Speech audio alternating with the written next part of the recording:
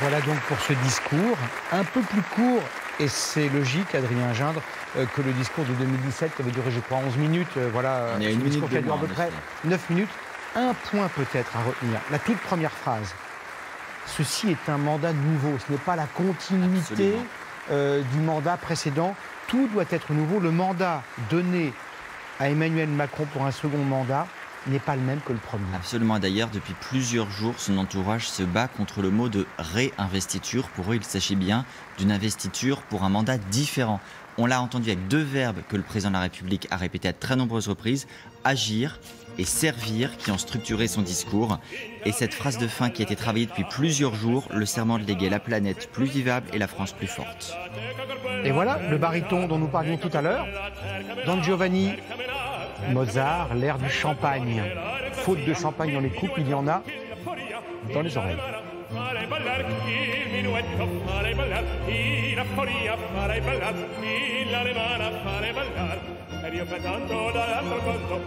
On a aperçu ces plans furtifs et ô combien intéressants.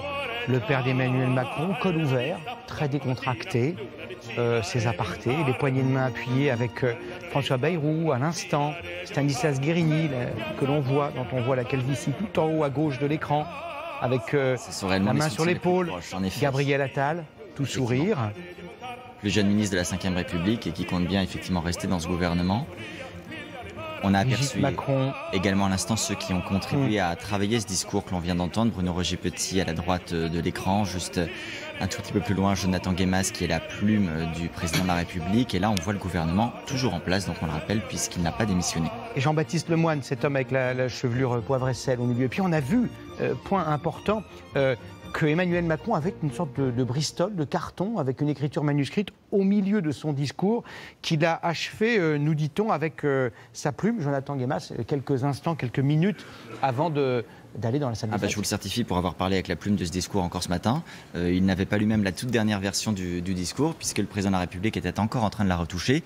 Il y avait plusieurs incertitudes encore sur la manière dont Emmanuel Macron voudrait aborder ce propos, et c'était en particulier cette phrase de fin, là alors qu'on le voit saluer effectivement. Regardez.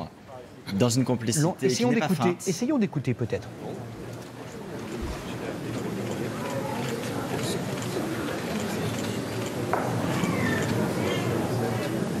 On va calculer la survie des poignées. Un petit peu moins chaleureux avec Nicolas Sarkozy. Pardonnez-moi de faire du décryptage de langage gestuel, mais il n'y a pas la main sur l'épaule ou la main sur le bras, mais il y a des échanges. Il n'y a plus la même relation, disons. Et puis il y a dans cette assemblée également, Gilles, on peut se livrer à ce petit jeu, un certain nombre de premiers ministrables potentiels, puisque Emmanuel Macron, il y a quelques jours, a dit qu'il cherchait une personnalité qui soit sur les sujets sociaux, écologiques et productifs, et qu'il a encore esquissé dans sa prise de parole à l'instant. Une accolade très amicale, presque fraternelle. Pour un homme qui est ministre depuis 10 ans avec Jean-Yves Le Drian. Il a réalisé l'intégralité du quinquennat de François Hollande et l'intégralité du quinquennat d'Emmanuel Macron, ce qui lui confère une légitimité et une longévité surtout inégalée. Jacqueline Gourault, ancienne ministre, maintenant au Conseil constitutionnel, nommée par et sous ce quinquennat-là, il y a quelques semaines à peine. Et puis, un mètre derrière, cet homme dont les sondages nous disaient à l'été 2016 qu'il serait président de la République, Alain Juppé, qui a perdu la primaire de droite. Et qui aurait pu effectivement être le président sortant de ce quinquennat-là si tout cela s'était réalisé et passé comme prévu. Or, on sait combien la présidentielle 2017, à tous égards, à la fois dans les primaires, puis dans la présidentielle en elle-même, s'est passée de manière inattendue. Cette folle campagne, avec quelques secondes de retard, je voulais qu'on insiste sur cette bise partagée entre Brigitte Macron et Nicolas Sarkozy. Ces deux-là ont un lien, il y a un lien... Un lien personnel et un lien politique, parce que Brigitte Macron ne s'est jamais cachée d'avoir voté Nicolas Sarkozy par le passé, d'être elle-même à titre personnel plutôt d'une tradition de droite, davantage que socialiste. Et on sait qu'il y a un lien entre les deux fréquent et régulier. Regardez François Patriat, on en parlait tout à l'heure, deuxième rang à gauche.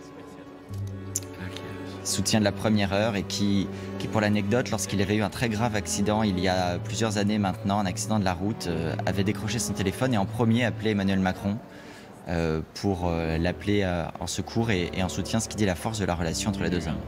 Les personnes que salue Emmanuel Macron sont tous les vice-présidents, vice-présidentes de l'Assemblée nationale. Ce qu'on appelle le bureau de l'Assemblée et du Sénat en l'occurrence, là, puisqu'il arrive sur les sénateurs. Eh oui. Roger Carucci. Et qui représente ainsi tous les groupes politiques de l'Assemblée et du Sénat. Et, dans ces groupes figure également la France Insoumise, mais pas le Rassemblement National, lié à l'absence de groupe à l'Assemblée pour le Rassemblement National. François Patriat, regardez la main sur la joue gauche de François Patriat. Ce qui veut dire, tu as tant fait pour moi. Peut-être un mot de décryptage. François Patriat, ce n'est pas un secret, a beaucoup œuvré pour rallier au panache d'Emmanuel Macron des élus de sensibilité de gauche, ses anciens collègues du Parti socialiste. Absolument. Et sur les territoires aussi, il a un lien qui est très direct avec un certain nombre d'élus, bien sûr. Barisa Chiari, qui a été en fait l'une des premières cadres d'En Marche également. C'est une femme qui est moins connue, mais qui a joué un rôle très important dans la structuration politique du mouvement également. Et là, juste à gauche du président, la prochaine personne qu'il va saluer, veillant son uniforme, le chef d'état-major des armées, Thierry Burkhard. Les chefs d'état-major depuis un peu moins d'un an, depuis 2021. Que se disent-ils? Tendons l'oreille.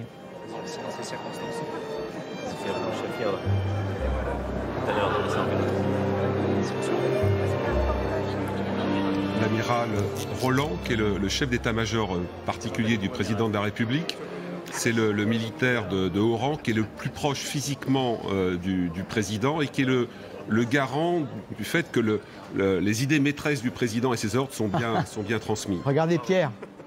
Écoutons. Édouard Philippe. Oui, non, exactement.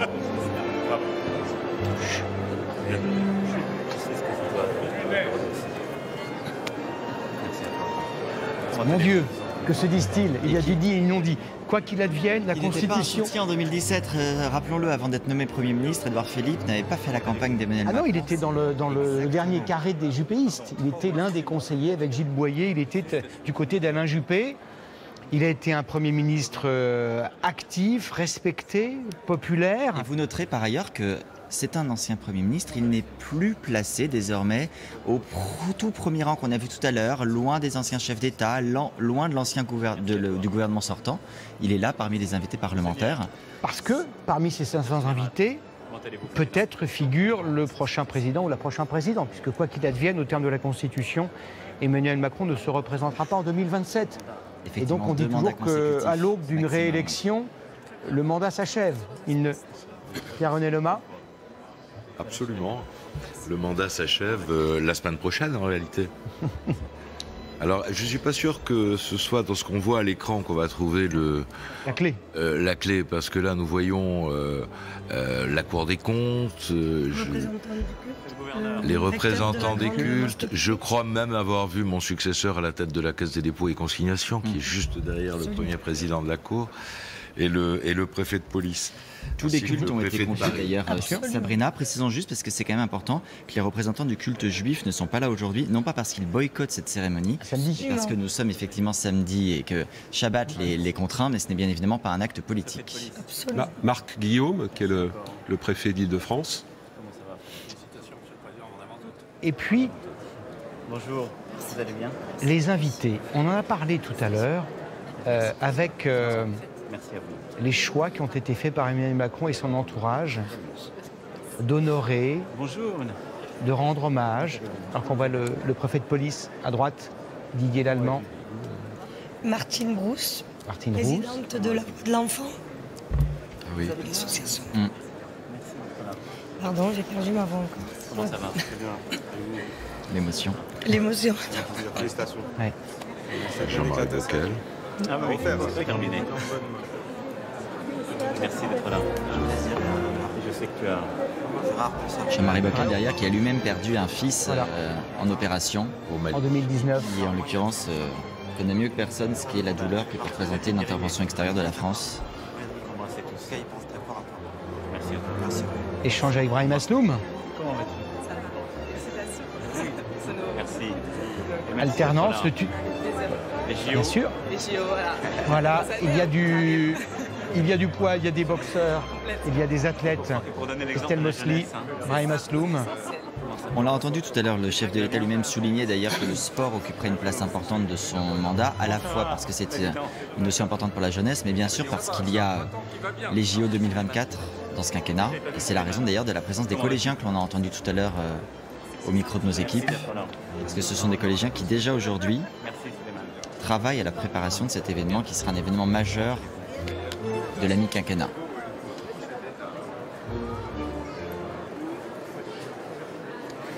On a l'impression que plusieurs strates, plusieurs périodes de la vie d'Emmanuel Macron sont rassemblées dans ces quelques mètres carrés. Les amis, les alliés, les ralliés, les personnes qui l'admirent profondément. Absolument, vous avez raison Gilles de souligner qu'il y a ceux qui ont fait partie de son histoire. Regardez cette accolade, sans doute la plus chaleureuse. Et ceux qui feront le quinquennat qui vient également, c'est une volonté très forte. Mais vraiment dans le cœur, très sincèrement. Merci. Cette femme émue aux larmes. Comment vas-tu, Serge? Félicitations. Merci à toi d'être là, Serge. Merci, Président. Félicitations. Merci beaucoup. On est avec vous. Félicitations, on est avec vous. Hein. Comment allez-vous? Comment ça va, la jeunesse? Vous allez bien?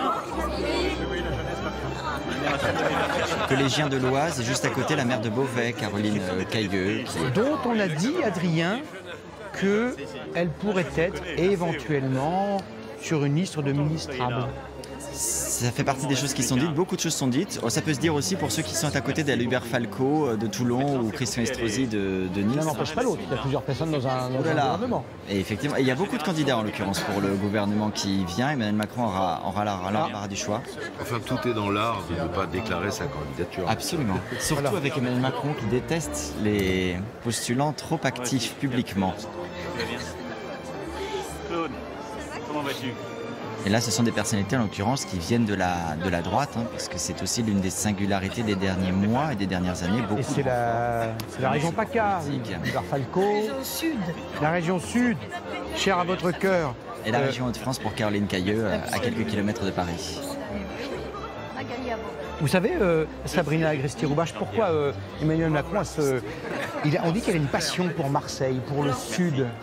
C'est un supporter de l'OM, lui qui est d'Amiens. Supporter de l'OM, mais je le disais tout à l'heure, on en discutait avec mon voisin, c'est qu'il a quelque chose de très méditerranéen chez lui. De tactile. De très tactile, très avenant et très chaleureux, mais une sincérité réelle. Parce qu'on est comme ça, nous, à Marseille. Ouais, voilà. Ça, ce sont les maires qui ont participé activement au grand débat, avec un S à débat, il y en a eu plusieurs, Et là, qui ont servi d'intercesseurs, qui ont fait de la maïeutique en faveur d'Emmanuel Macron. Et puis, de son quinquennat précédent, quand il était ministre et secrétaire général adjoint à l'Élysée. Et puis, écoutons avec Marisol Touraine. Marisol Touraine, ancienne ministre de gauche. Ancienne collègue du gouvernement pour lui.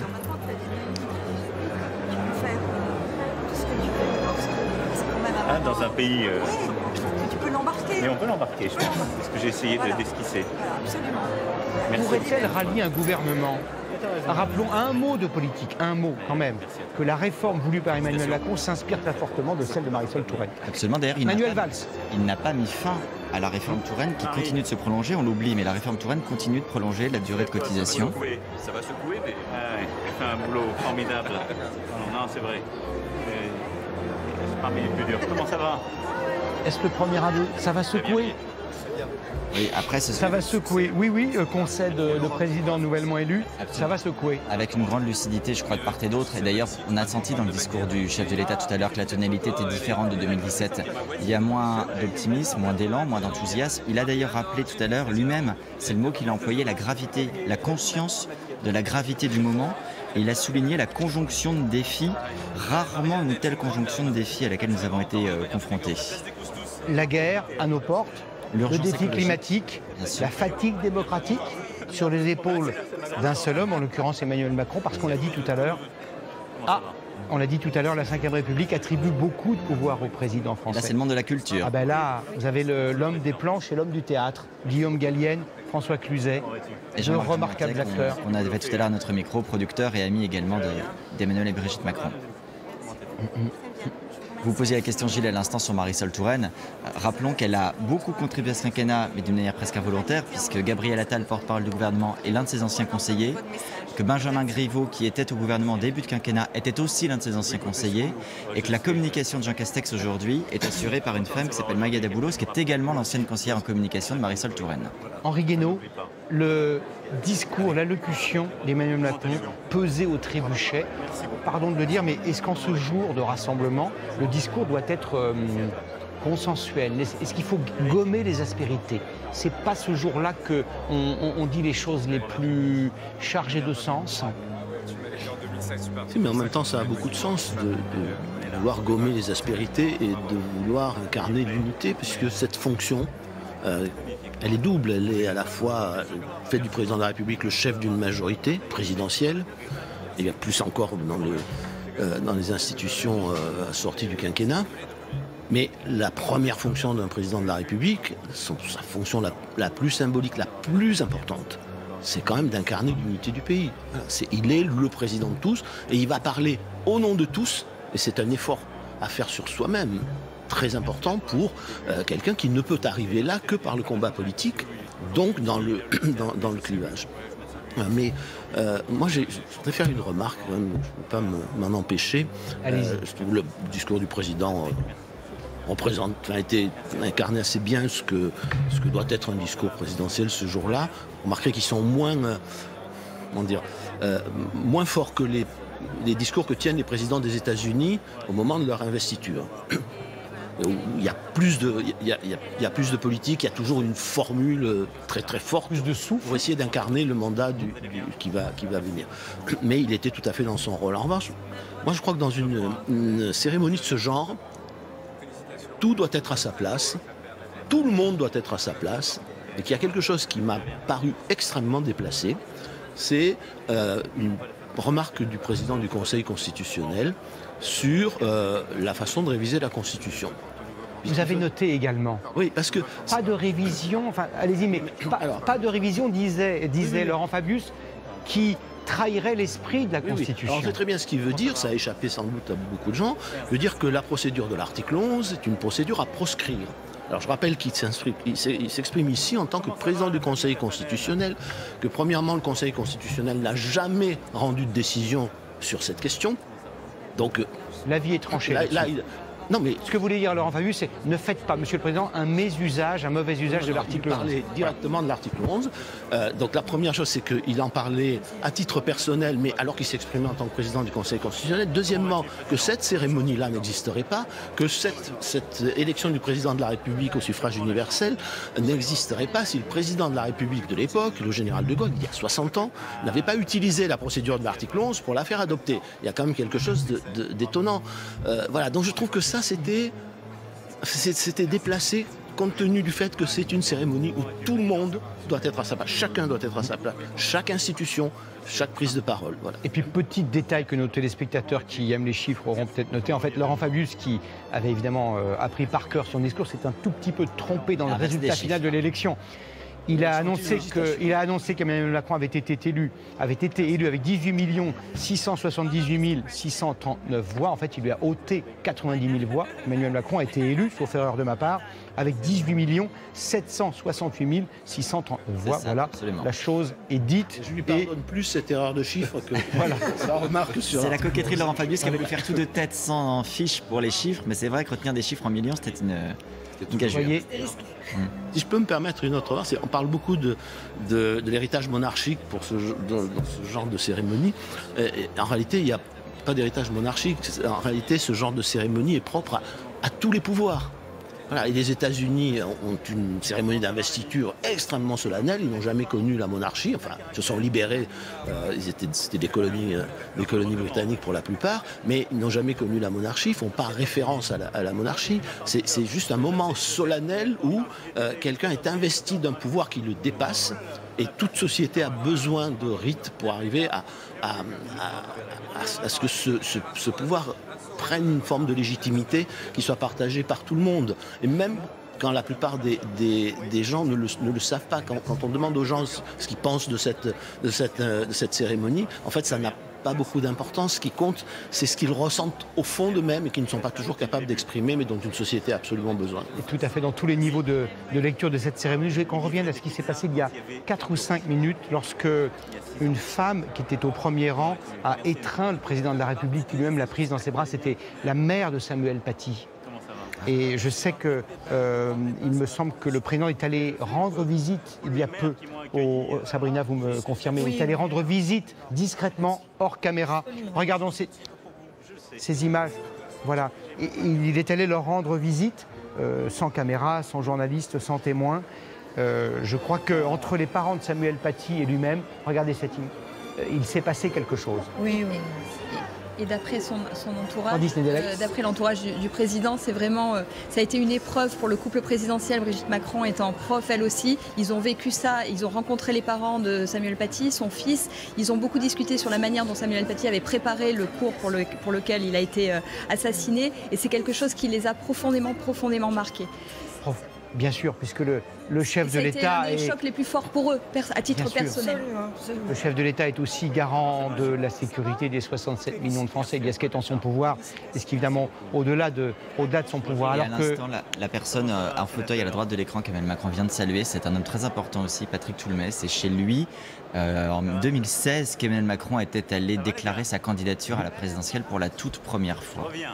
Avec cette rencontre, à nouveau, Monique Lang au premier rang, derrière elle, son mari, Jack Lang, qui a des mots urbains, aimables et très conciliants finalement avec Emmanuel Macron. Est-il devenu macroniste ou macronophile?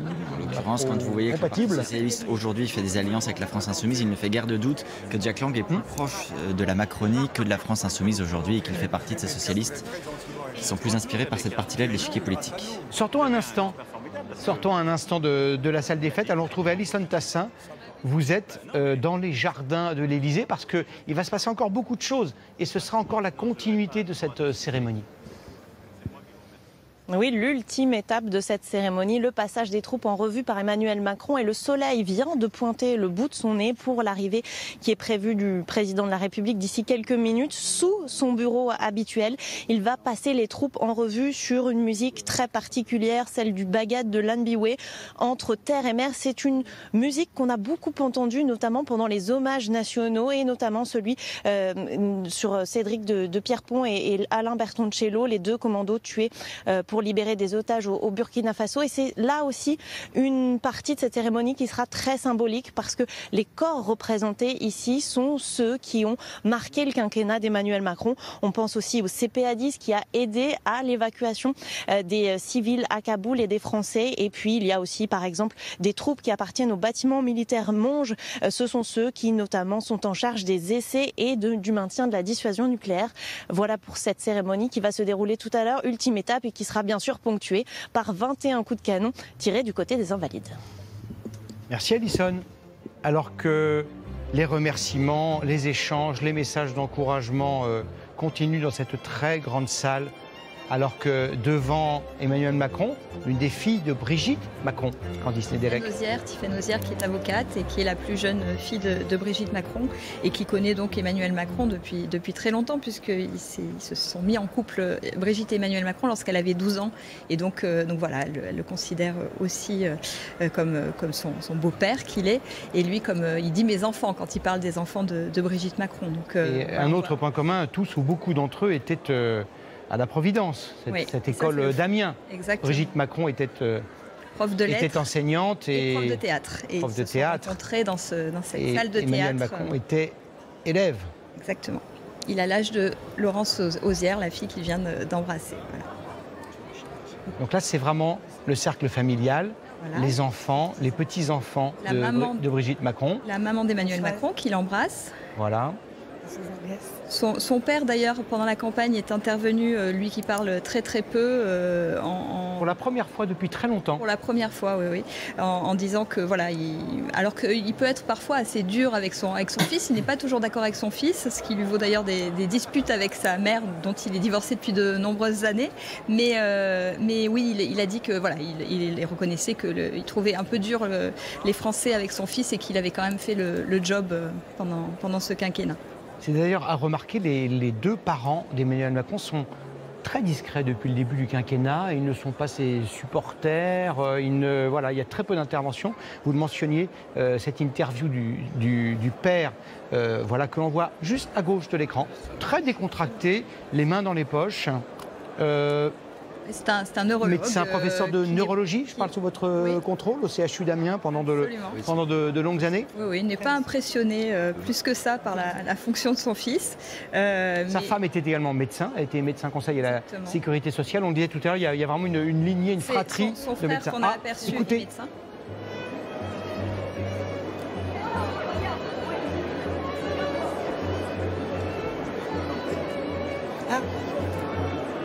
Quel dommage, quel dommage. Et les frères et sœurs à côté. Voilà, avec les neveux et nièces. Sabrina, on aurait voulu entendre malheureusement entre le père et le fils. Et là, nous avons le médecin malgré lui. C'est bien que ce soit pas si entendu Voilà, que ça. le faux médecin, excellent, merveilleux comédien, Guillaume Gallienne.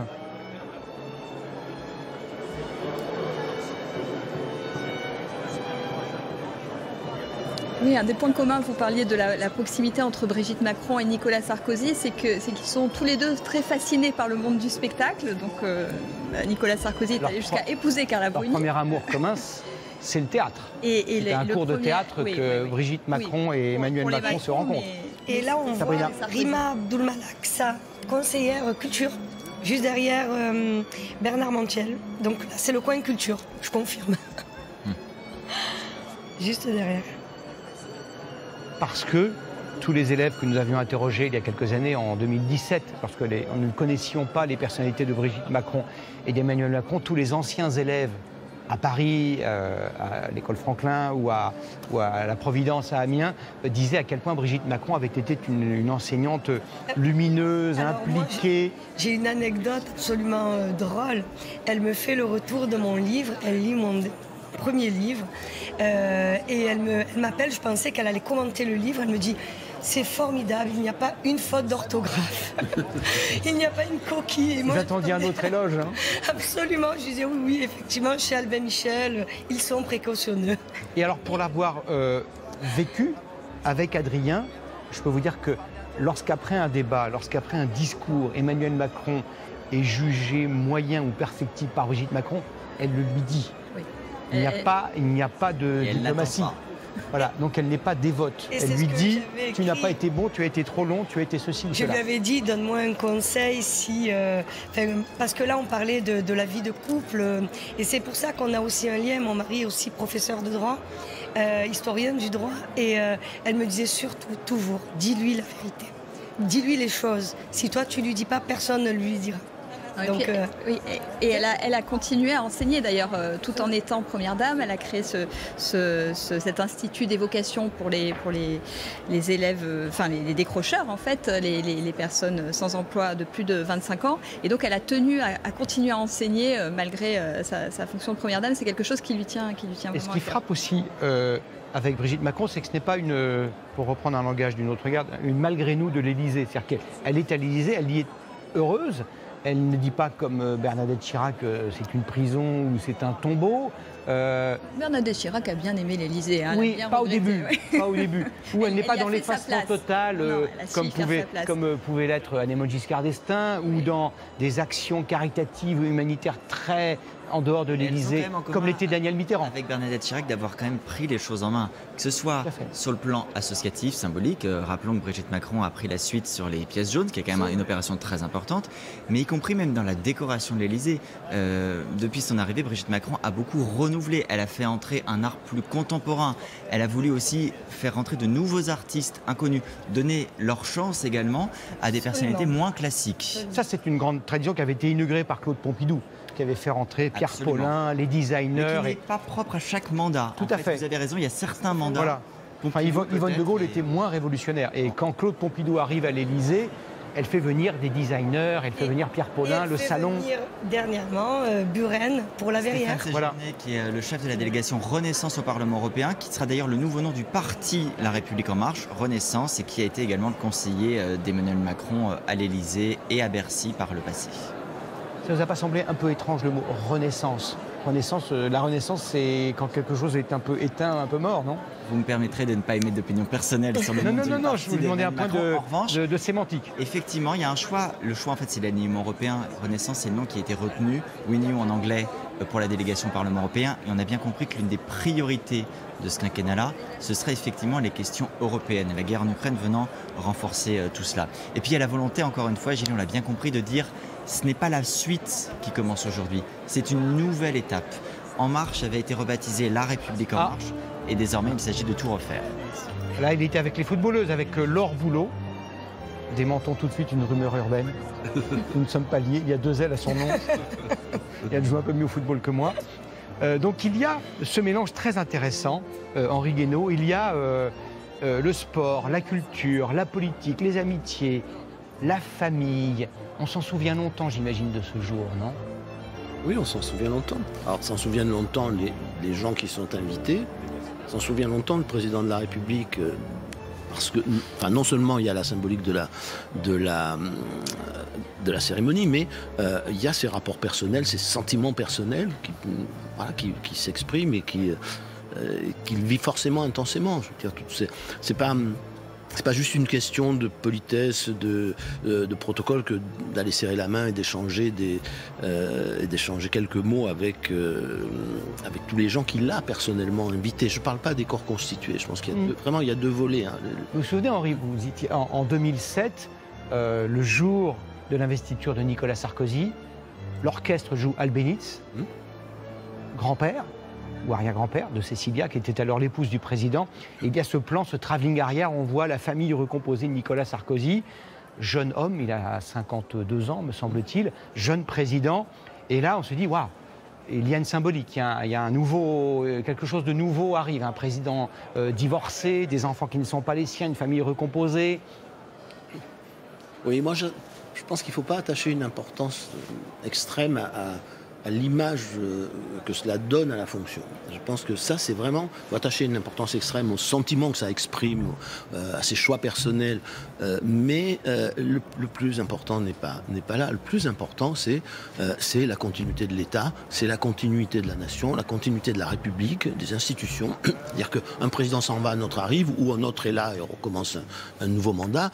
Cette cérémonie, en cela qu'elle est absolument essentielle. Et qu'elle est précieuse. Voilà, et qu'elle est un rite. C'est la partie rituelle qui est la plus importante. Après, il y a la partie personnelle, sentimentale, humaine, qui est très importante pour le président, très importante pour les gens qui sont là, pour ce qu'ils vont en dire aussi, pour ce qu'ils incarnent eux-mêmes dans la société. Mais voilà, je crois que vraiment, le volet le plus important, même si ça peut paraître très sec, mais le volet le plus important est celui de la continuité de l'État. C'est essentiel, c'est-à-dire que dans une république, dans une démocratie, on passe d'un titulaire du pouvoir à un autre de façon pacifique, de façon acceptée par tout le monde. Dépassionné. Dépassionné, pas forcément, mais on accepte de passer par-dessus ces passions. Voilà. Et ça se fait de façon naturelle, c'est-à-dire qu'il y a une forme de légitimité qui s'instaure dans l'alternance